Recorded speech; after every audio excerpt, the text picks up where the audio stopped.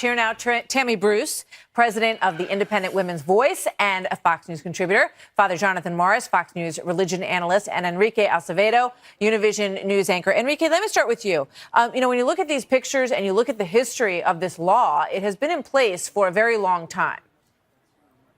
Well, first of all, I think we can all agree that family separation is cruel, it's inhumane, and in this case is completely unjustifiable. There is no law in our immigration books that says that children can be separated or should be separated from their parents. That's just not the case. Right now, what we have is a policy implemented by the Trump administration, zero tolerance, that has resulted in over 1,900 kids being separated from their families. Let me ask you this, though. What do you make of Jeff Sessions' explanation when he says, when a parent commits a crime, the child cannot go to jail with them in order to keep the family together? And they are saying crossing the border illegally is breaking the law. So when that happens, unfortunately, temporarily, while the parents go through the process here, because they're not going to be caught and released anymore, that they have to be separated. So they're trying to find safe places to hold these children. We saw images of some of those areas. Obviously, it's a terrible situation for families to be separated. But when you look at it that way, does that make any sense to you at all? Not at all. I think there's such a thing as discretion. We're not putting shoplifters behind bars in every case and separating them from their families, and they broke the law. We're not putting people who are in possession of marijuana behind bars in every case and separating them from their children, and they're also breaking the law. So there's such a thing as discretion, and before zero tolerance was implemented, that was the case with immigrant families. We don't need to separate immigrant families. We don't need to separate almost 2,000 kids from their parents just to make a point and use that as a deterrent, as Chief of Staff Kelly and Attorney General Sessions had said. Tammy, the other thing that Jeff Sessions said about this is that since they sort of became lax in this program, it was sort of understood by some people who wanted to get into the country that if you come as a family, they will let you through. So this is a better way to come, bring your kids, and now obviously that's changed. Right. That's one of the problems with the policy for years, is that we effectively subsidize this kind of an approach, that people found out that if you have a child, you're going to be caught and released versus not having a child.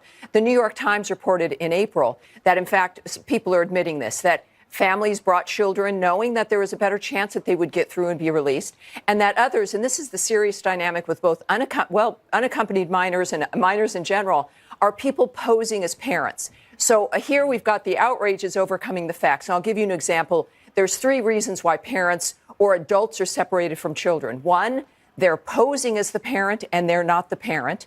They're a threat to the child, or they are put into criminal proceedings. It's not a wholesale division. Now under zero tolerance. And so this is also, again, something that was happening throughout the Obama regime as well. But it comes down to catch and release. But we've facilitated the choice of parents and others of bringing children across the border in order to, in a way, game the system at the border. This is what the president wants to have stopped. He stated he wants it stopped. All of us are outraged that we're even in this dynamic, and it comes down to an orderly immigration dynamic and security at the border where we can treat everyone with dignity, and people are not encouraged to move into the country in this fashion. All right, let me bring in Father Jonathan. Father Jonathan, you have Catholic bishops and you have Franklin Graham arguing that these families need to be held together. In fact, the Catholic bishops going so far as to say that if anyone is helping to implement this program and is Catholic,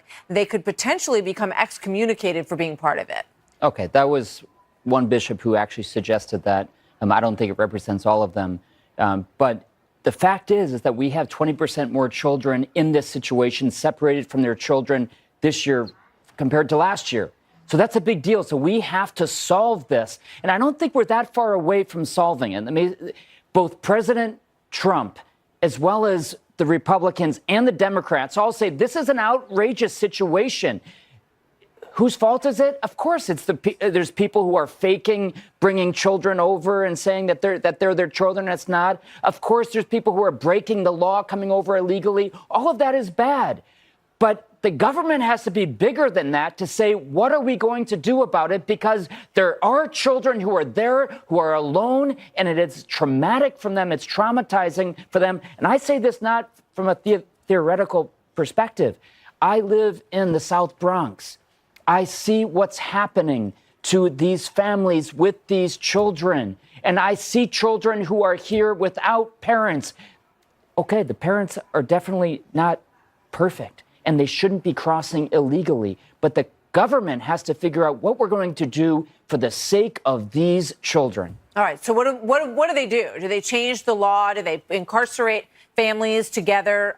Enrique, what's the solution? Because you've got the folks who are breaking the law, and there is a law, there is a border. You're not allowed to cross the border illegally. And then you have, I think, everyone here in this conversation and outside of it who really understands that this is not an ideal situation. The president made that clear himself. I appreciate the question, Martha, because we should be focusing on solutions. And I think the solution is not separating families. There are very few examples of governments using family separation throughout history, and we don't want to be part of that. And the solution is just not building walls and reducing the legal path for immigrants to come into this country and, again, separating children from their parents. I think the solution has to do with fighting the root causes of immigration, with having a wider legal path so people can come here and do the jobs that we need them to do.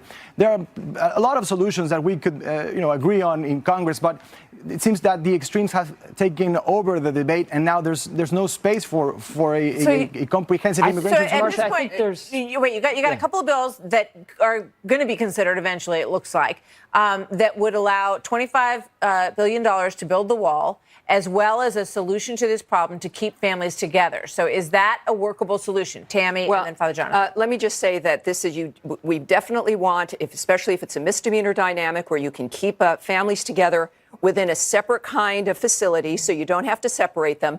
And then that process is very quick, as a matter of fact. And then they can go home as a unit.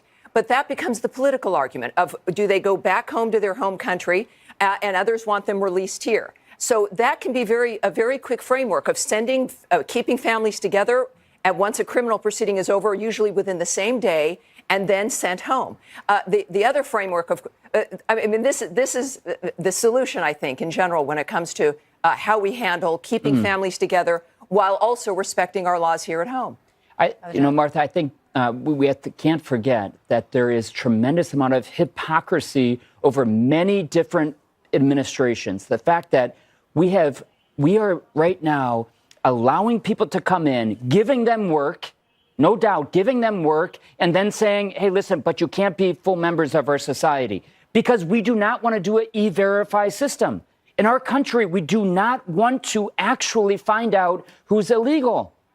And we can't forget that, because we're taking advantage. And there are children who are growing up right now who have been here in the country for their whole lives, who are with families, who their parents are working, but they cannot become full members of our society, and it's not helpful. Let's hope that politics don't get in the way of a solution, because both sides would really rather not have the other side involved to come up with a solution. It seems it's with this very hot debate. So let's see where it goes. Thank you very much, all of you. Great to have you here tonight.